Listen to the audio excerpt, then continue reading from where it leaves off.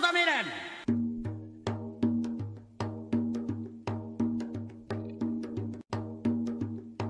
Kalau pakai istilah Jakarta kelihatan keren itu sebenarnya tanggung jawab Isari. Itu Radio Bonsita paling Jakarta. Karena aku dulu waktu zaman aku kan penyiar dulu. Betul nggak? Betul nggak, Rik? Ya. Itu anak Bonsita kalau siaran tuh kalau waduh logatnya begitu buka udah Jakarta kali.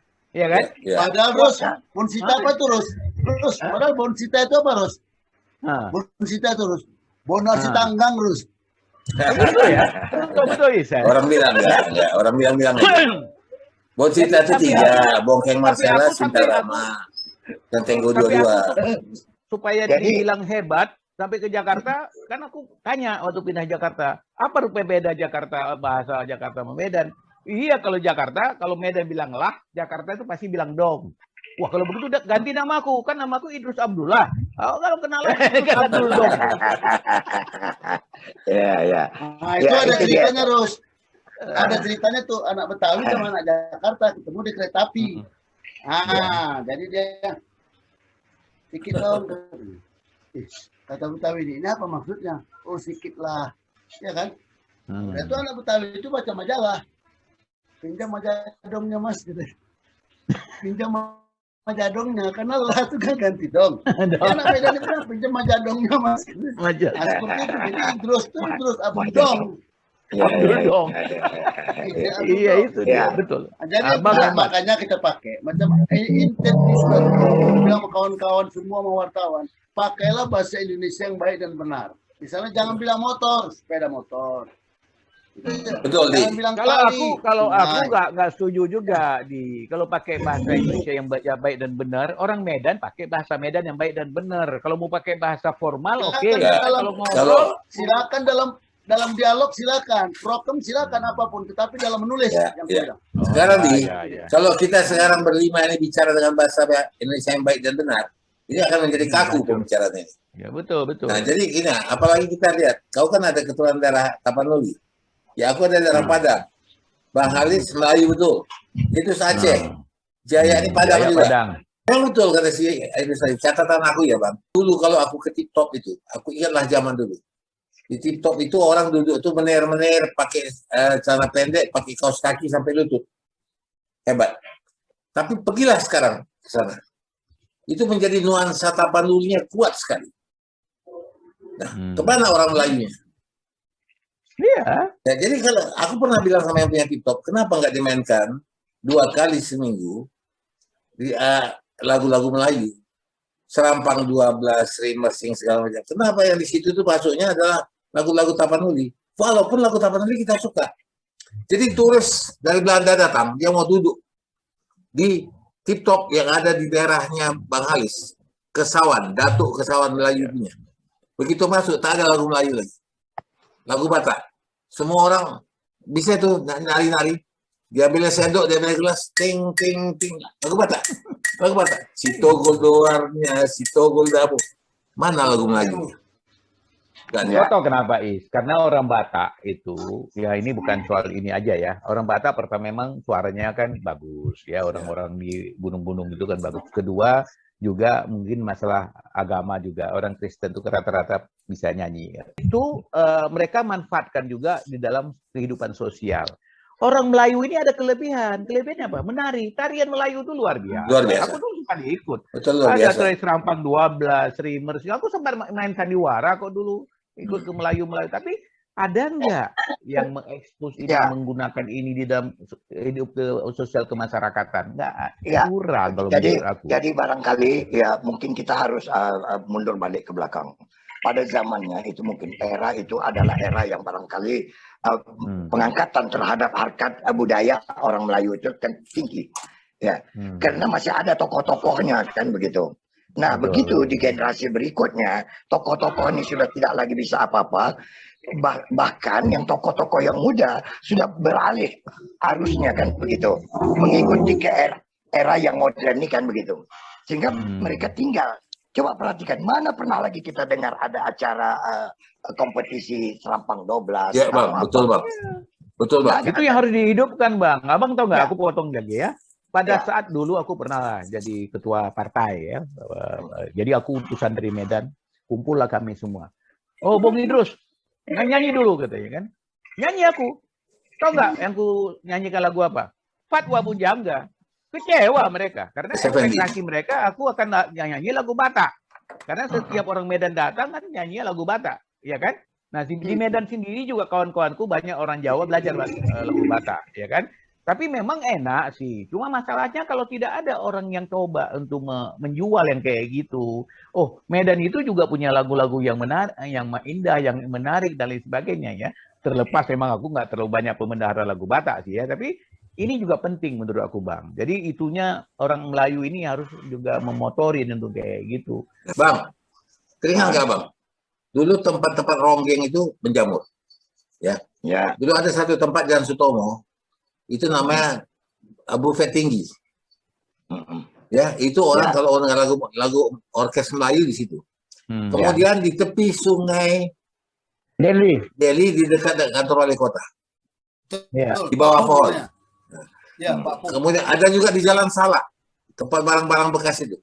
Itu lagu Melayu semua. Nah, aku tuh ya Bang, kalau sore aku lihat di apa itu, di Istana Delhi itu, yang sampai sekarang aku masih terkesan. Itu orang kalau menari lagu Serampang 12 Juli luar biasa. Ada anak-anak kecil, ya 10 tahun, 12 tahun. Itu dia kalau dia nari di panggung tuh kayak melayang dia kakinya.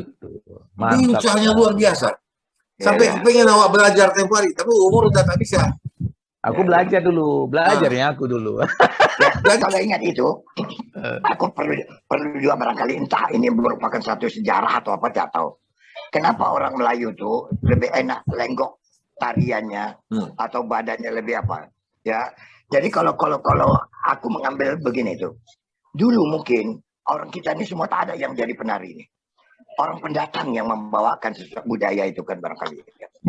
Ya, akhirnya mungkin dulu di pesisir tuh datanglah ini pedagang-pedagang kain dari India, ya kan? Dan untuk bagaimana dia bisa melakukan atau jualannya itu memberikan apa promosi lah kan gitu ya. Maka diambilnya lah kain tadi, ya kemudian dia gayung oyun sana sehingga akhirnya berbentuklah macam sebuah tarian gitu, ya kan gitu kan. Nah itu kebetulan yang datang itu adalah para pedagang-pedagang India yang membawa kain, jadi lebih halus lenggokannya kan begitu kan. Coba ya kan India juga penari Bang. India kan juga justru kekuatannya coba bisa. Lihat. Coba kita lihat ya bagaimana gerak orang penari India itu dengan penari orang Melayu. Kan banyak bermain di pinggul, bermain di pantat di pinggul kan begitu kan. Ya, itu kita banyak beradop ke sana kan gitu, adopsinya ke sana gitu. Ya mungkin kreator berikutnya sudah merubah itu. Begini, mumpung ulang tahun Kota Medan, Kota Medan ini, apa yang perlu Abang ingatkan untuk Medan ini supaya nampaklah pembangunan itu resam Melayu. Kalau kita memang heterogen, tidak homogen, tapi ada resam Melayu itu, seperti yang dibuat Batiar Japar itu. Misalnya, apa pesan Abang? Iya, kalau bicara tentang masyarakat, bicara tentang keinginan, itu kan pasti bagaimanapun seorang orang yang Melayu itu merasakan bahwasannya itulah. Tapi kan kita nih orang tidak lagi bisa berpikir secara begitu kesukuan, tak bisa lagi. Kita bicara harus heterogen kan, bicara nasional. Bagaimana dulu Pak Batiar Japar ya melakukan itu? Karena pada saat itu satu dia mungkin punya kekuasaan, bisa melakukan hal yang demikian.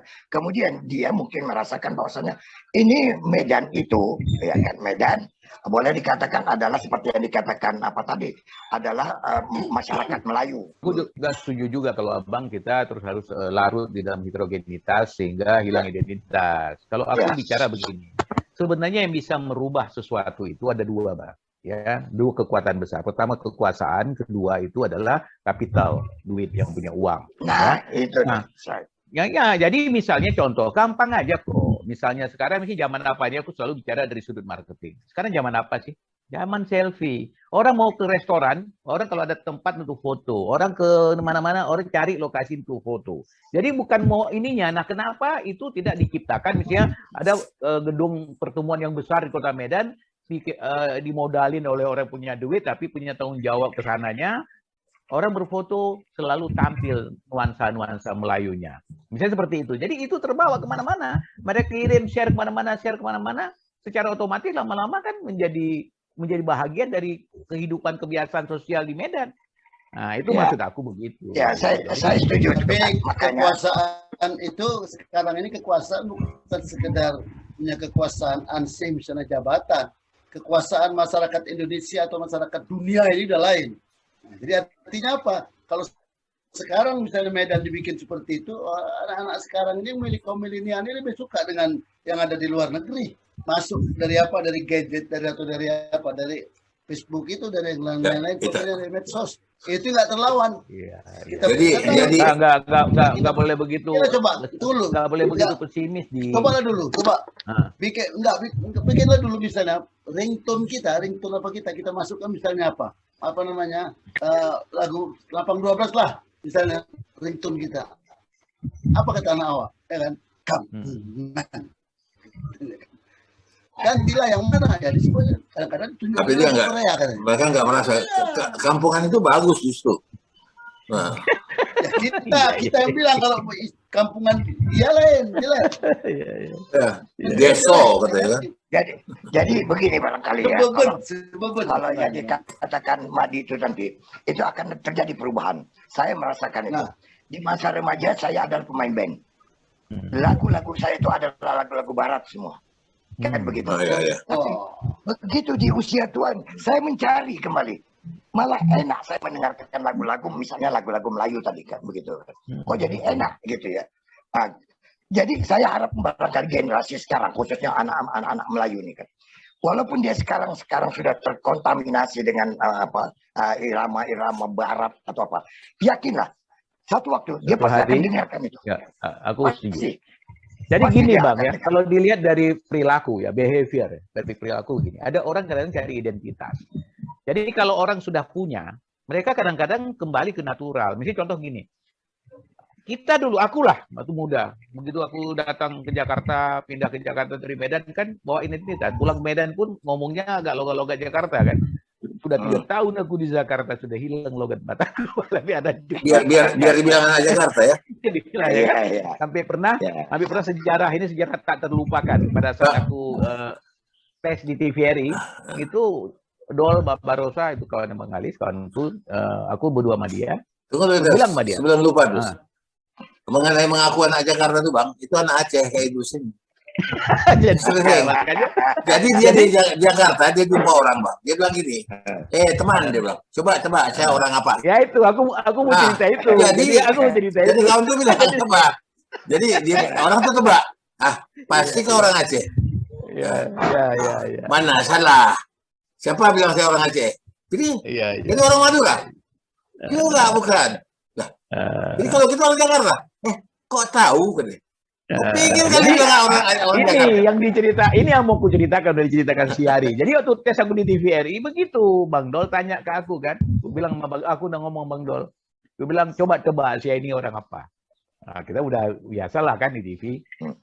Tahulah ini kan orang Aceh. Salah lah Bang, masa orang Aceh kayak si Hari bilang tadi. Tapi aku ambil ujungnya aja lah. Begitu dibilang, tahu aku kata Bang Dol. Jakarta. Sudah tentu dong. Tapi lidah itu tak hilang. Nah sekarang kayak Bang Halis bilang benar. Aku sekarang rindu kali maka aku pilih, aku cari tuh istilah-istilah Medan. Kemarin aja aku salah ngomong, aku bilang berantem. Adik-adikku di grup bilang bukan berantem Bang, bertekak katanya kan. Akhirnya rindu bahasa-bahasa apa istilah-istilah Medan itu. Benar. Kayak abang balik suatu hari kita apa yang mau kita cari lagi, kita memang orang Medan kok gitu kan. Jadi kebanggaan itu muncul, kurasa begitu. Tapi ada Bang, aku juga merasa begitu ya setengah dari hidup ini tidak di Medan, tapi aku tetap pertahankan itu bahasa Medan, itu bahasa logat Medan. Banyak orang salah sangka itu logat Batak, bukan logat Medan. Termasuk kerasnya, termasuk marah-marahnya, itu adalah bagian dari Medan. Nah jadi sampai kawan aku ya waktu aku siaran di Prambos, itu kan anak Jakarta semua tuh, anak Prambos. Itu kalau aku bahasa Medan, udah mereka jadi ikut. Yang misalnya aku bilang banyak kali stan kau, aku bilang ya kan. Ada tuh kepada Marwan itu yang playboy kabel itu kan, yang nulis si boy. Banyak kali stan kau. Apa dia bilang? Stan itu banyak di Jakarta Fair, banyak stan. Stan Indomie, stan Iya, iya, iya. banyak ya. Udah aku kalau marah kan gitu kan, kau yang macam-macam, kulengketkan nanti kepala kau ke dinding tuh. Ah, Itu iya. apa? Itu diikutin orang tuh. Udah, kemudian istilah itu bang, manyomak kali kau bilang. Semua tuh anak Prambors bilang manyomak. Asal dipakai sampai sekarang. Manyomak, apa kabar? Manyomak, apa kabar? Jadi kembali kepada budaya, aku mau sorot si Jaya dulu. Dia kan adalah orang yang lama di Kota Masum, kan begitu ya. Ya, coba sekarang sama-sama lah kita bisa apakan. Dulu Kota Masum itu kan dikenal sebagai halamannya orang Melayu gitu ya. Karena istana di sana, kemudian ada masjid raya, ada kemudian di atas sana lagi ada tanah lapang gitu kan begitu. Jadi dianggap sebagai halamannya masyarakat orang Melayu kan begitu. Ya, ya, Pakai palace lah ini ya, istana Inggris ya. Terakhir kan itu kan mungkin tadi seperti kita sudah ungkapkan ya, orang Melayu ini kan adalah orang-orang yang awalnya adalah orang-orang yang senang, tak ada duitnya jual tanah, jual ini. Hebat tuh. Akhirnya dia yang imigrasi keluar kan begitu, masuklah penduduk keluarga Jaya kan begitu. Keluarga aku juga, aku orang Kota Masum aku. Iya, sebagian besar ada keluarga, sebagian besar kalau daerah Amalion itu masuklah keluarga itu lah di sana, ya kan begitu. Tapi keluarga Ahmadi tak ada di sana tuh, jangan. Keluarga Jaya, kan begitu. Kita padang bulan. Macam mana kita mau mempertahankan budaya orang Melayu? Karena yang tak ada lagi tempat di situ. Orang Jaya yang semua dah menguasai di situ, kan begitu. Jadi ada dua hal yang aku jadi tanda tanya. Pemikiran lah mungkin. Kalau istilah calontongnya mikir lah. Pertama,